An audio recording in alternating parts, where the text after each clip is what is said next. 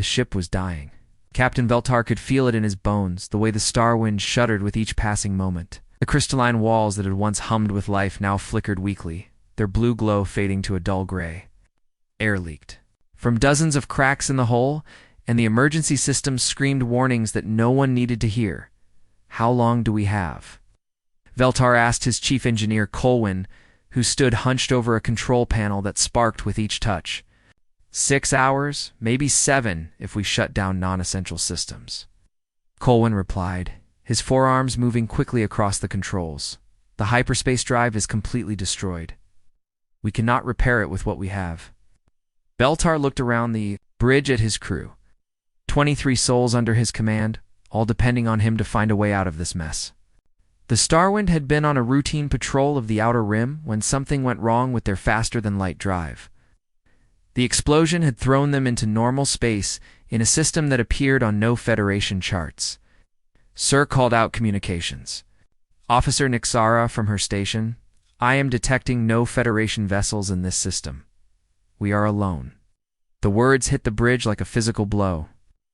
In 300 years of space travel, no Zephyrian ship had ever been truly alone. The Galactic Federation maintained patrol routes throughout known space, and rescue vessels were never more than a few hours away. But here, in this empty system with its single yellow star, they might as well have been at the edge of the universe.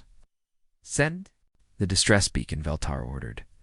"All frequencies, all languages, include our species code and request immediate assistance from any Federation vessel."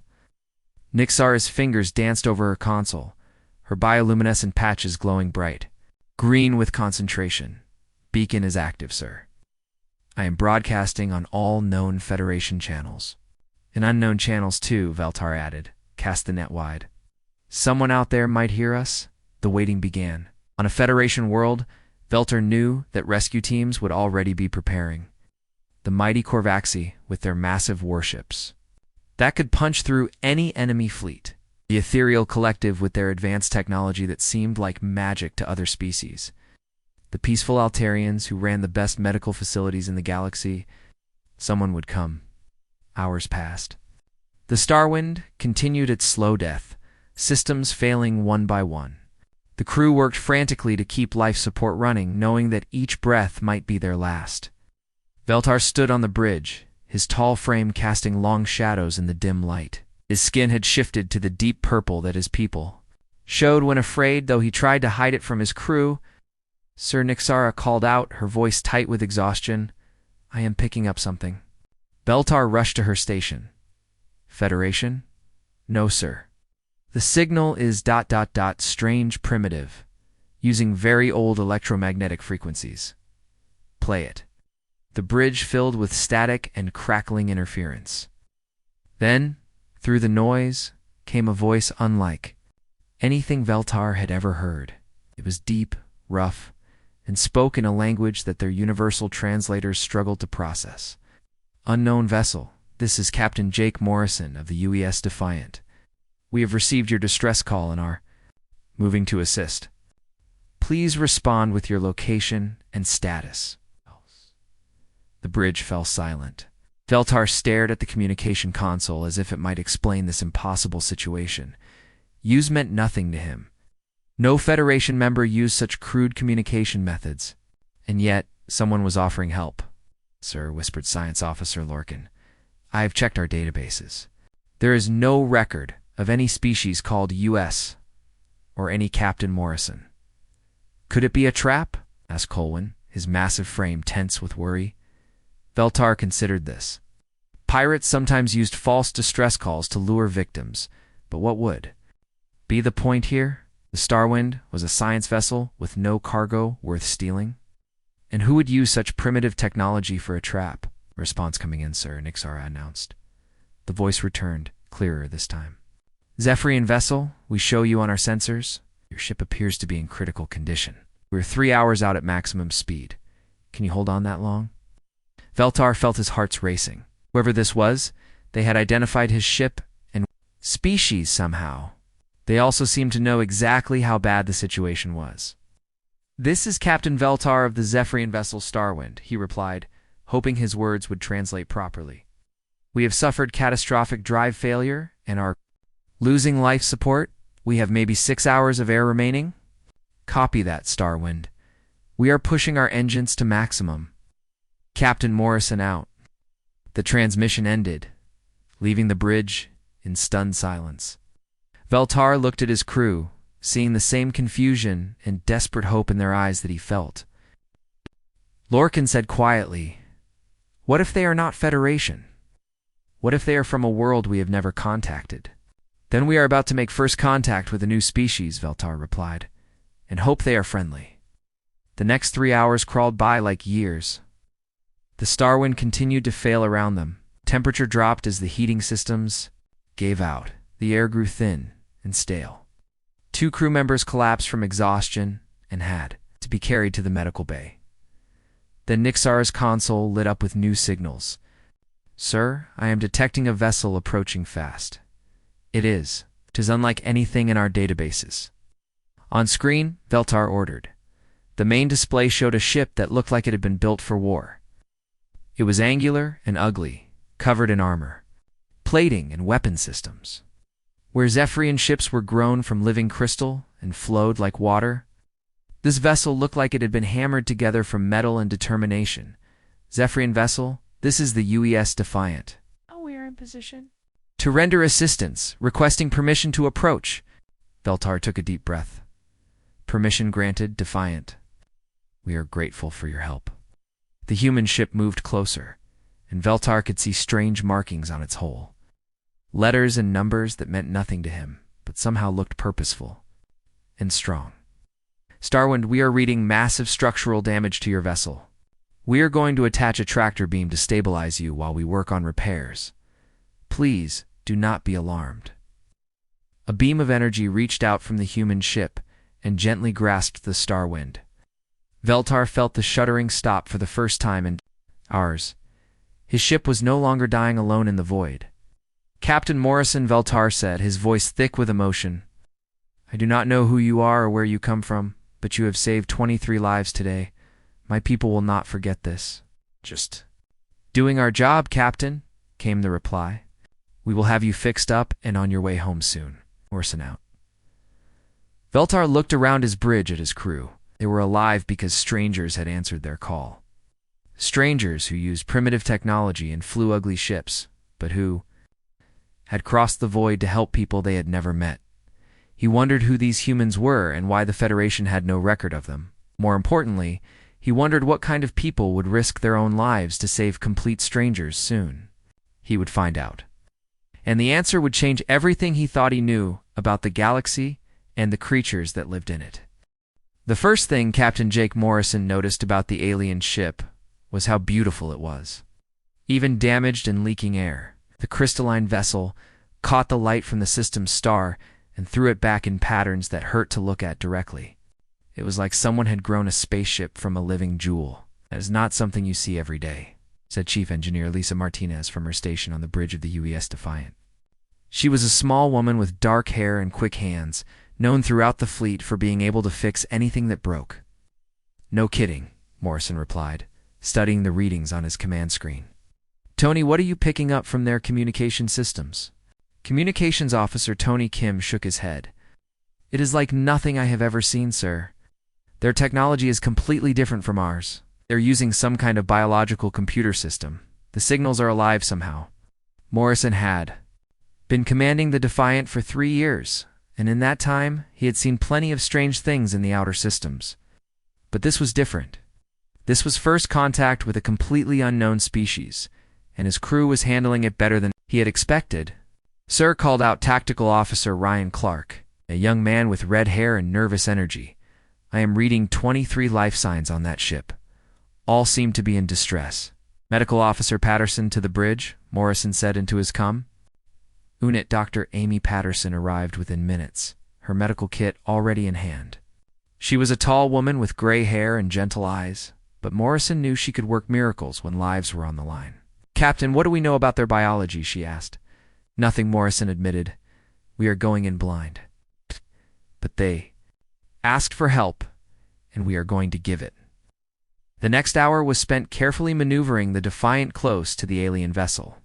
The tractor beam held both ships steady while Morrison's crew worked to establish an air seal between the two vessels.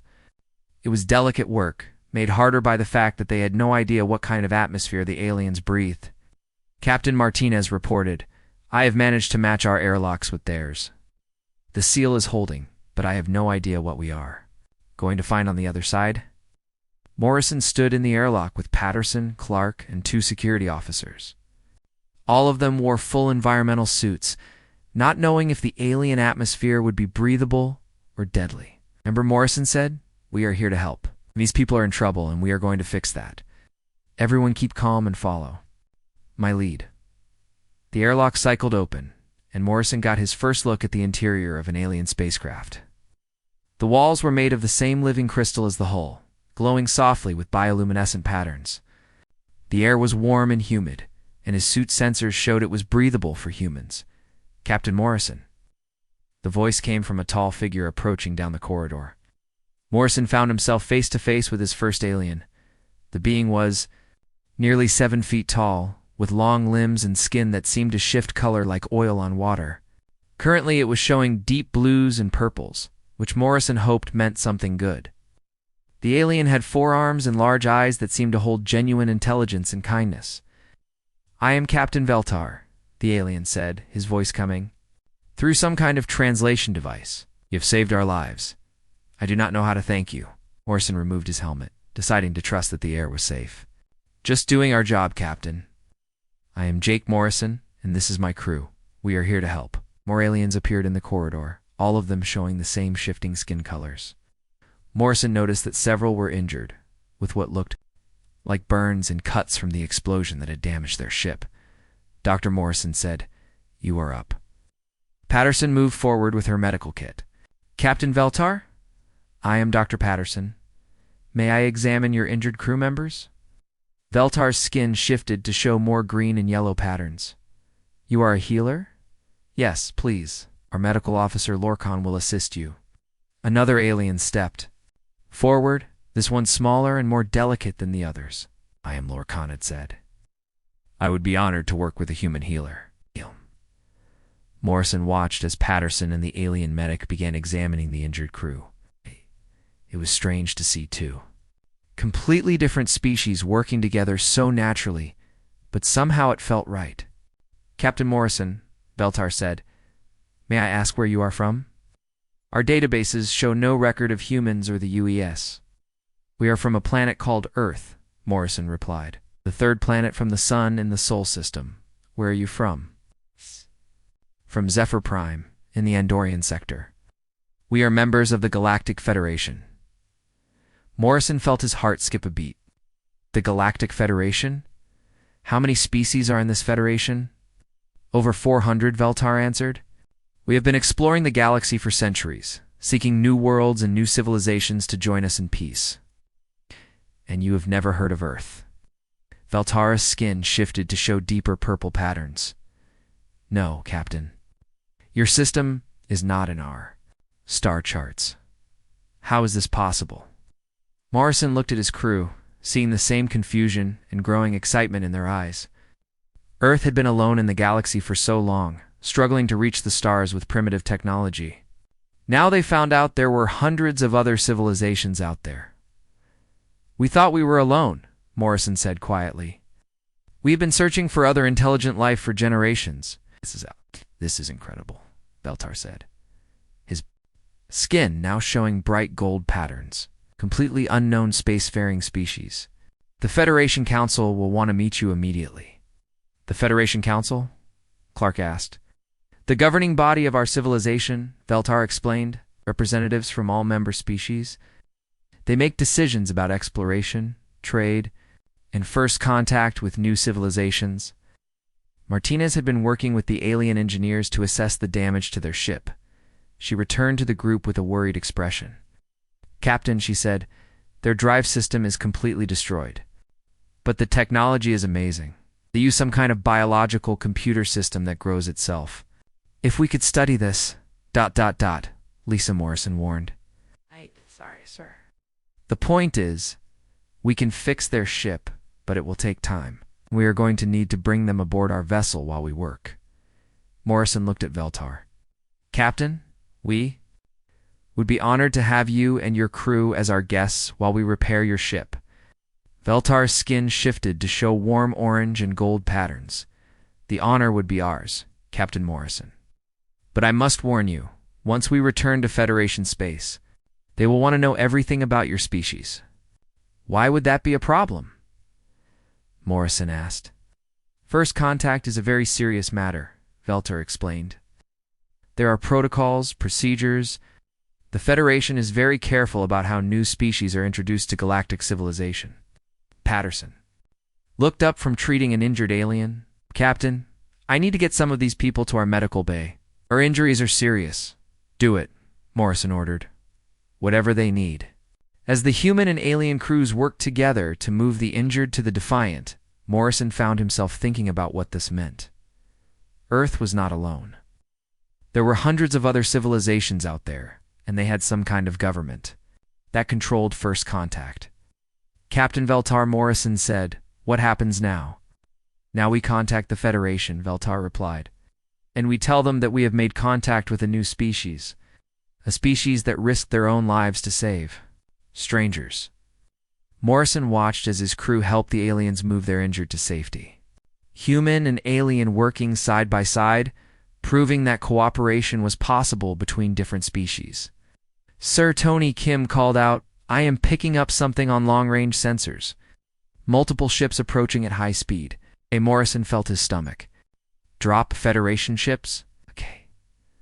Veltar looked at his own readings, and his skin went completely white. "No, Captain. Those are not Federation vessels. Those are Korvaxi raiders." "Raiders?" Morrison asked. "Pirates," Veltar said, his voice tight with fear. "They prey on damaged ships. They must have followed our distress signal." Morrison looked at his crew, then at the aliens they were trying to save. The situation had just become much more complicated.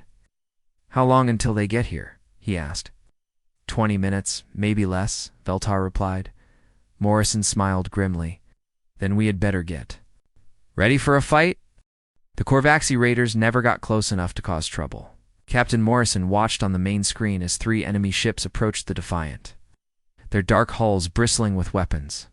He had fought pirates before, but never while protecting. "Alien refugees," Sir Ryan Clark reported. "From the tactical station, enemy ships are powering up their weapons. They will be in firing range in 5 minutes." Morrison stood calm in the center of the bridge, his hands clasped behind his back. "Lisa, how are the engines?" "Running at full power, Captain," Martinez replied from engineering. "All weapon systems are ready. Good. Tony, open a channel to the enemy ships."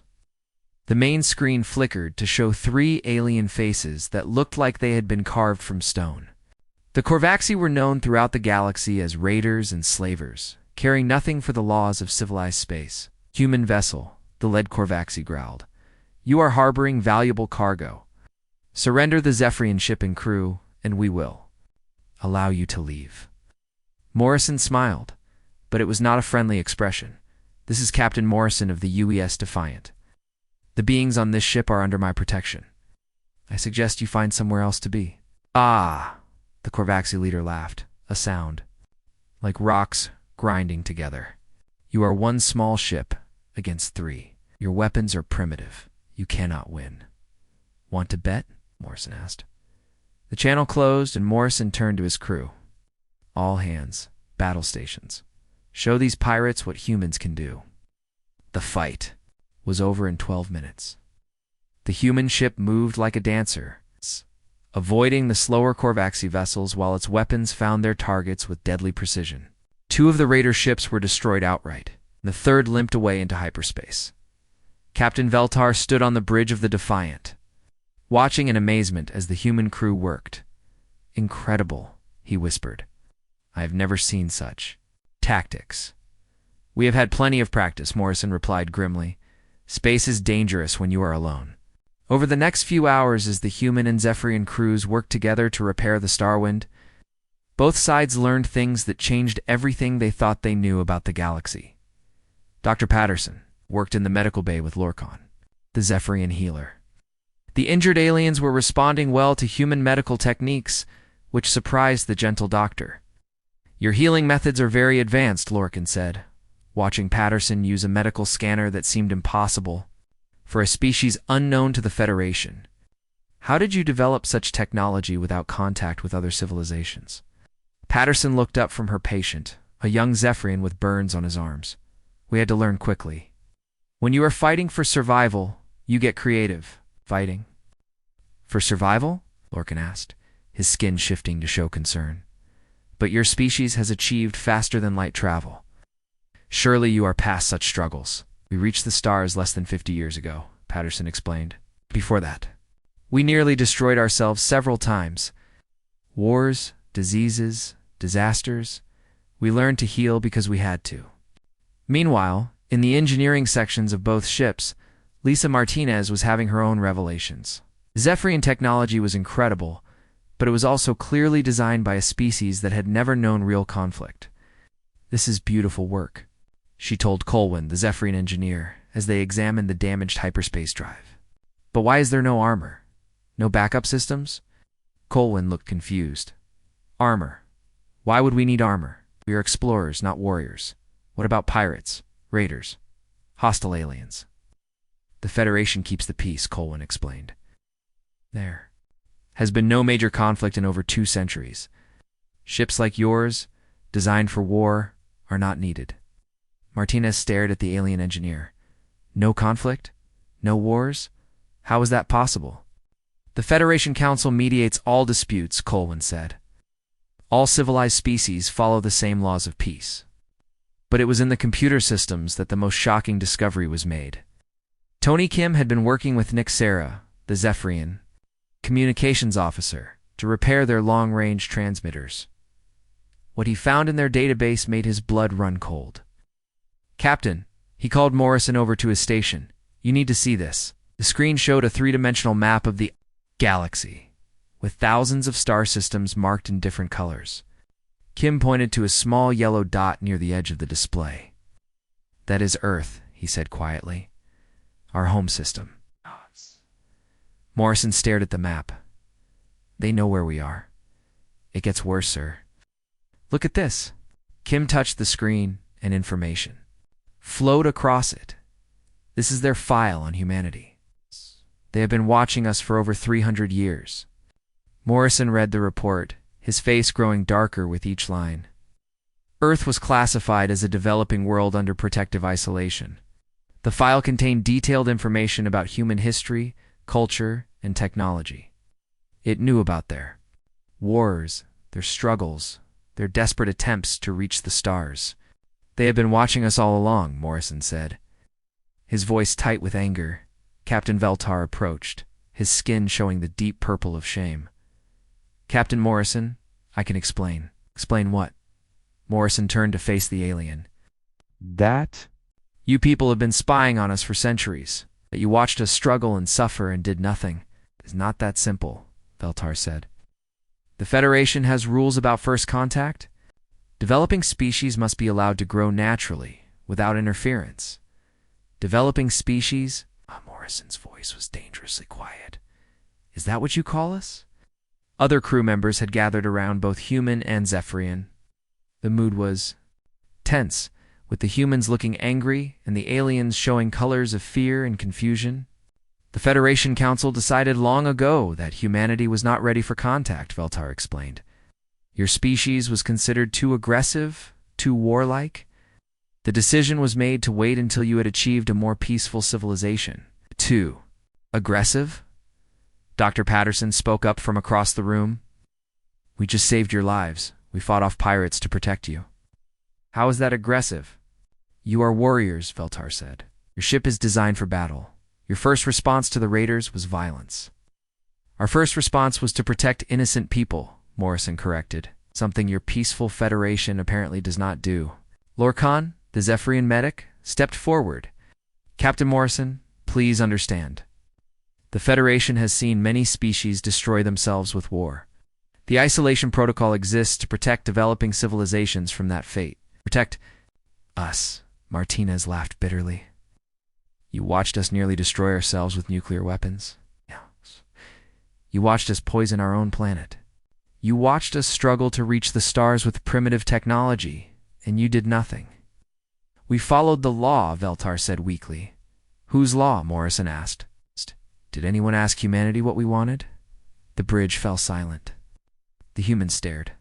At the aliens they had saved, feeling betrayed and angry. The Zephyrians looked back with shame and confusion, realizing for the first time that their great civilization might have made a terrible mistake. Captain, Tony Kim said quietly, there is more. The file shows that Earth is surrounded by Federation worlds. We have neighbors we never knew existed. Morrison looked at the star map again, seeing the dozens of inhabited systems within a few light years of Earth. Humanity had spent centuries believing they were alone in the universe, while entire civilizations thrived just beyond their reach. Many? He asked. 47 inhabited systems within 20 light years of Earth, Kim replied. All of them Federation members? All of them forbidden to contact us? The weight of this revelation hit everyone in the room. Humanity had struggled alone not because they were truly alone, but because they had been deliberately isolated by aliens who thought they knew better. Captain Morrison, Veltar said, his voice heavy with regret, I am sorry. I did not know. The details of the isolation protocol. I did not know how much your people had suffered. Morrison looked at the alien who had become both friend and symbol of everything wrong with the galaxy. Your people made a choice about our future without asking us. They decided we were too dangerous to trust, so they left us alone to fight for survival. Yes, Veltar admitted, and now I see that choice was wrong.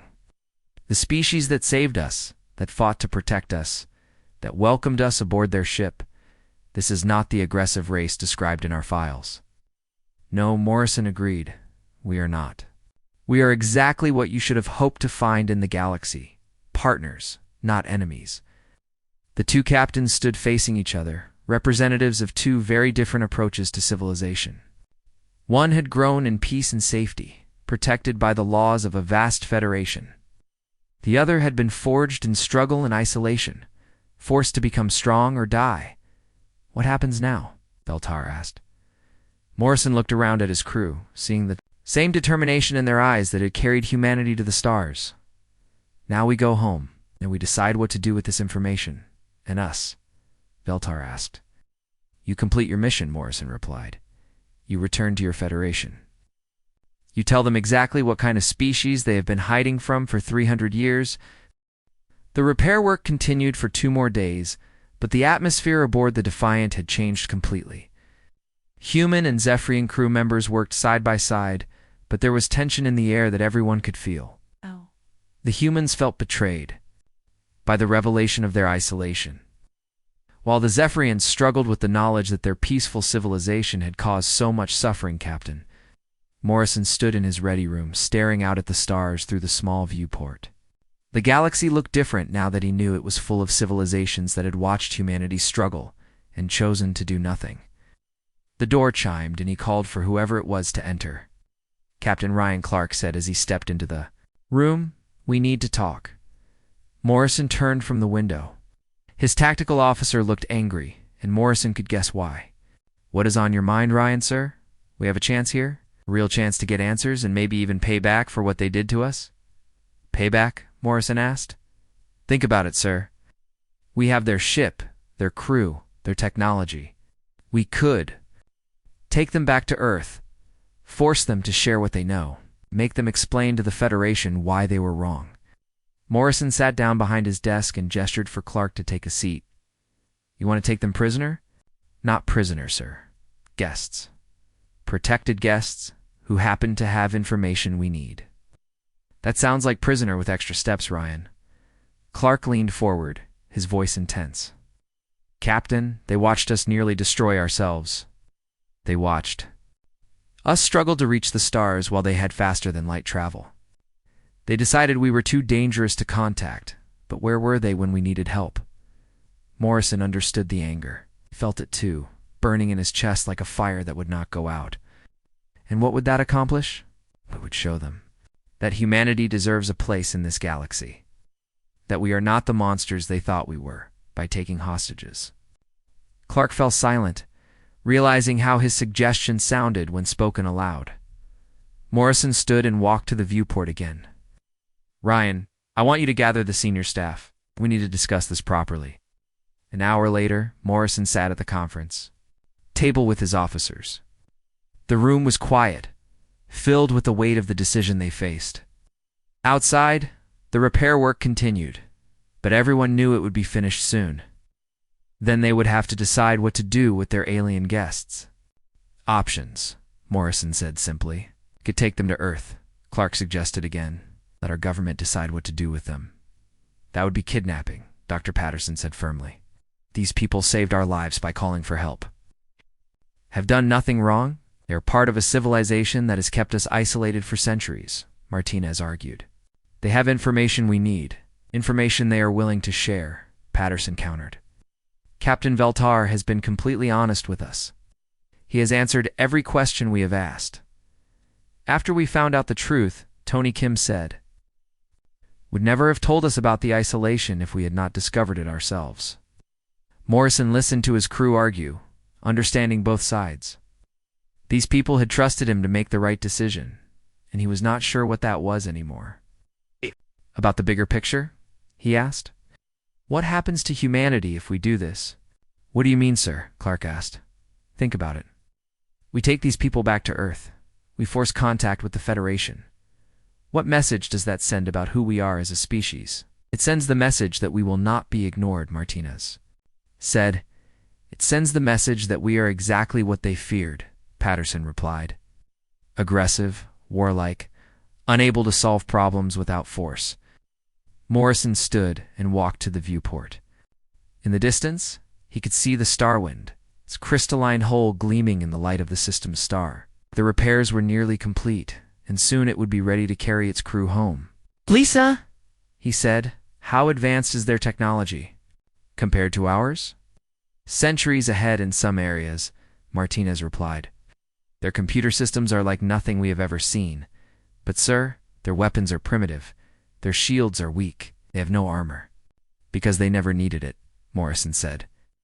"They have lived in peace for 200 years. "Lucky them," Clark muttered. "No, Ryan, smart them. They built a civilization where war was not necessary, where species could work together instead of fighting." "And they kept us out of it," Kim said. Morrison turned back to his crew. "Yes, they did. And that was wrong. But the question is not whether they made a mistake. The question is what we do now." "Sir," Patterson said, "I have been working with Lorcan in the medical bay.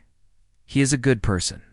Kind, intelligent, dedicated to helping others. He has told me about his family, his dreams for the future. He is not our enemy. None of them are." Morrison agreed. "They are explorers, scientists, healers, people who risk their lives to help others. People who are part of a system that has kept us isolated," Martinez said. "Yes," Morrison said. "And if we take them prisoner, if we force them to help us, what does that make us?" The room fell silent.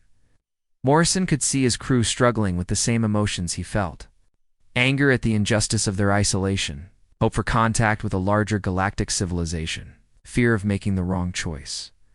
Captain Clark said finally, "What if we are making a mistake? What if we let them go and the Federation decides to keep us isolated forever? Then we will deal with that when it happens," Morrison replied. "But I will not become the monster they thought we were, just to prove them wrong." "So, what do we do?" Martinez asked. Morrison looked at each of his officers in turn. These people had followed him through battles and crises, trusting his judgment even when the odds were against them. Now they needed him to make the hardest decision of his career. "We finish the repairs," he said. "We give them supplies for their journey home, and we let them go." "Sir?" Clark asked, clearly confused. "Think about it," Morrison explained. "They expected the Federation to rescue them. Instead, they got the species that is supposedly too dangerous to contact. What did we do? We saved them. We fought off pirates to protect them. We shared our medical knowledge to heal their wounded. We showed them who we really are." "But what if they do not tell anyone?" Kim asked. "They will," Morrison said with certainty. "As Captain Veltar is a good man. He has seen the truth about humanity. He will not be able to keep that secret." If the Federation still refuses contact, Patterson asked. Then we will know where we stand, Morrison replied. But at least we will know we did the right thing. The meeting ended, and Morrison returned to his ready room. He sat at his desk and activated the communication system. Captain Veltar, please report to my ready room. A few minutes later, the tall alien entered, his skin showing the deep blues and purples of worry. Captain Morrison, is there a problem? No problem, Morrison said. Please, sit down. Veltar folded his long frame into the chair across from Morrison's desk. Captain, I want you to know that my crew is grateful for everything you have done for us. Your people have shown us kindness we did not expect. Fine. That is what I wanted. To talk to you about, Morrison said, your ship will be ready to depart tomorrow morning. My engineer tells me the repairs are nearly complete. We will be able to reach Federation space within a few days. Morrison leaned back in his chair. And then what happens? I will file my report with the Federation Council. I will tell them about our rescue and about first contact with humanity. What will you tell them about us? Veltar's skin shifted to show gold and green patterns. I will tell them the truth. That humanity is not the aggressive species described in our files. That you are brave, compassionate, and honorable. That the isolation protocol was a mistake. Even if it means trouble for you, Captain Morrison. Your people saved 23 lives without asking for anything in return. You fought pirates to protect strangers. You shared your medical knowledge to heal our wounded. If that is not worthy of Federation membership, then the Federation has lost its way. Morrison smiled for the first time in days. Captain Veltar, you are a good man. I am glad we could help you. And I am glad we could meet you, Veltar replied. No matter what the Federation decides, I will never forget what humanity did for us. The next morning, the Starwind prepared to depart. The two crews gathered in the main hangar bay of the Defiant to say goodbye. There were tears from both species and promises to meet again someday. Captain Morrison, Veltar said as they shook hands. I will make sure the Federation knows what kind of people you are.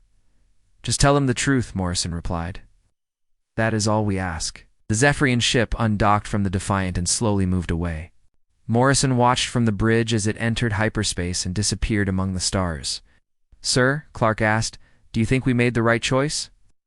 Morrison looked at his crew, seeing the same doubts and hopes in their faces that he felt. I Think we made the human choice, and maybe that is enough. 3 weeks after the Starwind disappeared into hyperspace, Captain Morrison received a message that changed everything.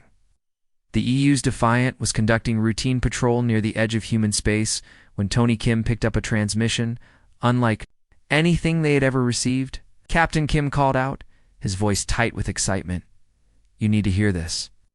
Morrison hurried to the communications station. What is it, Tony?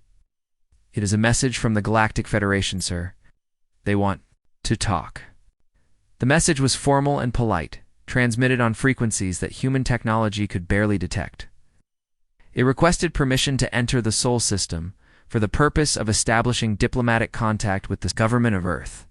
Morrison read the message 3 times before it sank in. They are actually coming, Sir Dr. Patterson said from her station. Do you think Captain Veltar kept his promise? Only one way to find out, Morrison replied. Tony, send a reply. Alway.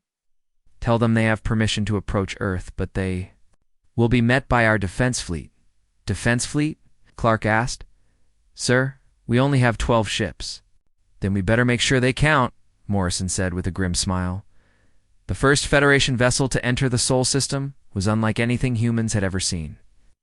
It was massive, icely, 3 times the size of the largest human ship, and it moved with the grace of a living thing. Its hull was covered in patterns that seemed to shift and change as they watched. My God, Martinez whispered from the engineering station. Look at the size of that thing. The Federation ship took position near Earth's moon and waited. It made no aggressive moves, sent no threatening messages. It simply waited for humanity to make the first move. Within hours, every major government on Earth was demanding answers. The news networks showed endless footage of the alien vessel, and people gathered in streets around the world to stare up at the sky. Humanity's first contact with alien life was happening, and everyone wanted to know what it meant. Morrison found himself recalled to Earth to serve as part of the human delegation. His experience with the Zephyrians made him one of the few humans who had actually met aliens and lived to tell about it. The meeting took place aboard the Federation vessel, in a conference room that was as beautiful as it was alien. The walls were covered with living art that moved and changed colors, and the air smelled of flowers that did not exist on Earth. The human delegation was led by Ambassador Helen Torres, a woman in her 50s with gray hair and sharp eyes. She had spent her career in diplomacy, but nothing had prepared her for this moment. "Welcome aboard the Harmony," said the alien who greeted them. Morrison recognized him immediately. "Captain Veltar," Morrison said, stepping forward. "I am glad to see you made it home safely." Veltar's skin showed warm gold and green patterns. "Captain Morrison, it is good to see you again. I told you I would make sure the Federation knew what kind of people you are." "And did they listen?" Ambassador Torres asked. "Some did," Veltar replied. "Others took more convincing. The negotiations that followed were unlike anything in human history. The Federation representatives were polite but cautious, clearly unsure about how to deal with the species they'd spent centuries avoiding. The lead negotiator was an alien called Zarthik, a member of the Altarian Council. He was tall and thin, with silver skin and eyes that seemed to see everything. His voice was soft but carried the weight of authority. "The Federation Council has reviewed the report filed by Captain Veltar," Zarthik said. His description of humanity's actions during the rescue of the Starwind was unexpected. "Unexpected how?" Torres asked.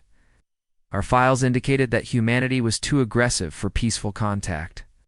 Captain Veltar's report suggests otherwise." Morrison leaned forward. "What exactly did he tell you?" Veltar answered from his place at the table. "I told them the truth. The humanity saved 23 lives without asking for anything in return. That you fought pirates to protect strangers. That you shared your medical knowledge to heal our wounded. That you let us go home freely when you could have held us prisoner." "And what was the Federation's response?" Torres asked. Zarthik's expression was unreadable. There was ... debate. Some council members felt that the isolation protocol should remain in place. Others argued that humanity had proven their worth through their actions. "And what do you think?" Morrison asked. "I think," Zarthik said slowly, "that we may have made a mistake, a very large mistake." Over the following days, the negotiations continued. The Federation wanted to know everything about human civilization, technology, and culture. They were particularly interested in how humanity had developed such advanced military capabilities while isolated from galactic civilization. "You must understand," Zarthik explained. "Most Federation species developed their technology through cooperation and trade. Humanity achieved spaceflight through competition and conflict. This is ... unusual." "Unusual but effective," Torres replied. "We reached the stars because we had to. Because the alternative was extinction," Zarthik agreed. "And that determination, that refusal to give up, is something the Federation has rarely seen." Dr. Patterson had been invited to share human medical knowledge with Federation healers. She worked with Lorcan, who had specifically requested to work with her again. "Your healing methods continue to amaze us," Lorcan said as they examined human medical technology. "You have developed techniques that our advanced civilization never considered." "We had to," Patterson replied. "When you are fighting for survival, you learn to save lives with whatever tools you have. And that is exactly what the Federation needs," Lorcan said. "We have become too comfortable, too safe. We've forgotten how to fight for what we believe in." Meanwhile, Martinez was working with Federation engineers to share technology. The aliens were fascinated by human engineering, which they found crude but incredibly effective. "Your ship designs are remarkable," said Colwyn, the Zephyrian engineer. "They are built to survive damage that would destroy most Federation vessels." "Learn to build things tough," Martinez replied. "Space is dangerous when you are alone." "Perhaps," Colwyn said thoughtfully, "being alone made you stronger." The breakthrough came on the 5th day of negotiations. Zarthik had been quiet during the morning session, but after lunch he stood and addressed the human delegation. The Federation Council has reached a decision, he announced. He formally apologized for the isolation protocol. It was based on incomplete information and flawed reasoning. Torres felt her heart racing, and we would like to invite humanity to join the Galactic Federation as a full member species. Yeah? The room fell silent. Morrison looked at his fellow humans, seeing the same mix of excitement and disbelief in their faces that he felt. There are conditions, Zarthik continued. Humanity would need to agree to Federation laws regarding the treatment of other species. You would need to share your technology and knowledge. And you would need to help us with a problem we have been unable to solve. What problem? Torres asked. The Outer Rim territories have been plagued by pirate attacks for years. Federation. Ships are too fragile and our crews too inexperienced to deal with them effectively. We need ships and crews that can fight. Morrison smiled. You want humanity to be your military? We want humanity to teach us how to be strong, Zarthik replied. How to protect what we have built. And in return, you get access to Federation technology, trade networks, and colonies. You get to explore the galaxy alongside species who share your values. You get to help us build a better future for all civilizations. Torres looked at Morrison. Then at the other human delegates. She saw the same determination in their eyes that had carried humanity to the stars. We accept, she said. The formal signing ceremony took place on Earth, with representatives from dozens of alien species in attendance. Captain Morrison stood with the other delegates, watching as humanity officially joined the galactic community. Captain Veltar approached him during the reception. Captain Morrison, I wanted to thank you again for what you did. Thank me for what? Morrison asked. For showing us who humanity really is, for proving that the Federation's greatest mistake was also its greatest opportunity. Morrison looked around at the mixed crowd of humans and aliens, all talking and laughing together. What happens now? Now, Veltar said. We explore the galaxy together. We learn from each other. We build something better than either of us could have achieved alone. And the pirates? Veltar's skin showed patterns of amusement. I think they are about to discover what happens when you threaten people under human protection. Morrison laughed. They are not going to like that. No, Veltar agreed. They are not.